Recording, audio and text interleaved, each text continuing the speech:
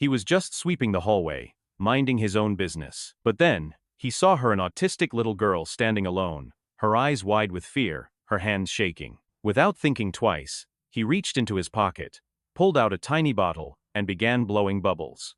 The colors danced in the air, and for the first time, she smiled. What he didn't know was that someone else was watching, someone whose identity would change his life forever, and when she stepped forward, everything stopped. It was another quiet afternoon at Westwood Elementary.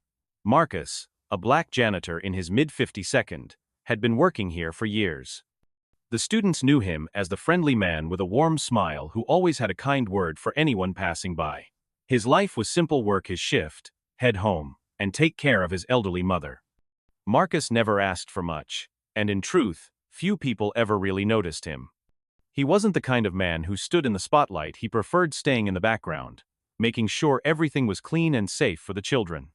That day, as the final bell rang, most of the kids hurried out.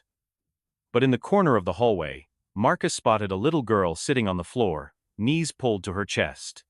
Her small backpack lay beside her, untouched. He recognized her: Sophie, a first grader known to be on the autism spectrum. She wasn't crying, but her eyes were locked on the ground, and her breathing was uneven. He'd seen this before: an overload, a moment where the world becomes too loud, too bright, too much. Marcus paused. He didn't want to scare her, so he crouched down a few feet away. From his pocket, he pulled out a small bottle of bubbles he kept for when his nieces visited. Without a word, he began blowing them gently into the air. The soft rainbow orbs floated between them. Sophie's eyes followed the movement, her breathing slowed. She reached out, giggling softly as one popped in her hand. Marcus smiled. He thought this was just a quiet moment between the two of them. He didn't know they weren't alone. Across the hallway, a tall woman stood silently, half hidden by the doorway. She had been walking toward the principal's office when she saw Marcus and the girl. Her designer heels clicked softly against the tile as she stepped closer, but Marcus didn't notice. To him, this wasn't special. It was simply what you do when someone needs kindness. But to her, this was unexpected. Sophie had always struggled in new environments, and as a single working mother, it had been hard for her to find people who truly understood her daughter. Most avoided eye contact or muttered apologies, unsure of how to interact. But here was a janitor, a man whose job most parents barely acknowledged, showing more patience and understanding than many trained professionals she had met. The woman's phone buzzed. A message from her driver, telling her the car was ready. She ignored it. She wanted to see how this would play out. Marcus continued blowing bubbles, letting Sophie pop them one by one. He didn't speak much, just smiled, letting her set the pace. Slowly, she stood up, holding his sleeve for balance. He guided her toward the exit, never forcing her to move faster than she wanted. The mother followed silently. When they reached the front doors, Marcus knelt again, giving Sophie the bubble bottle. "For later," he said with a smile. She nodded, clutching it tightly. "Thank you," came a voice from behind him. Marcus turned, surprised to see the woman. She was impeccably dressed, tailored coat, diamond earrings that caught the fading sunlight. He guessed she was someone important, but he didn't know just how important. "I saw everything," she said softly. "You didn't know I was there, did you?" Marcus shook his head, unsure if he'd done something wrong. "I just didn't want her to feel alone."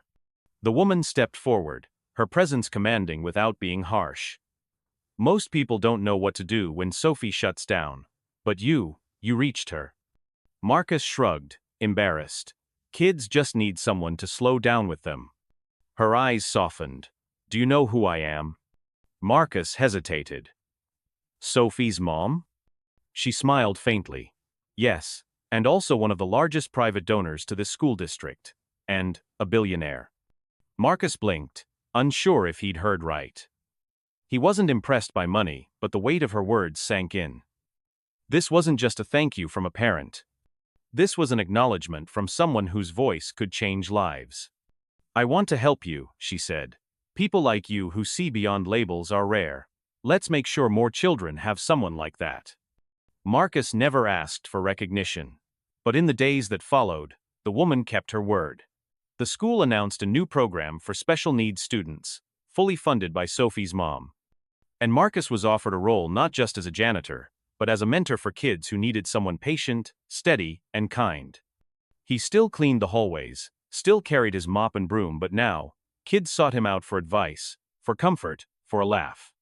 One small act of kindness had opened a door Marcus never thought existed, and though he still lived humbly, he knew his impact had grown beyond anything he could have imagined.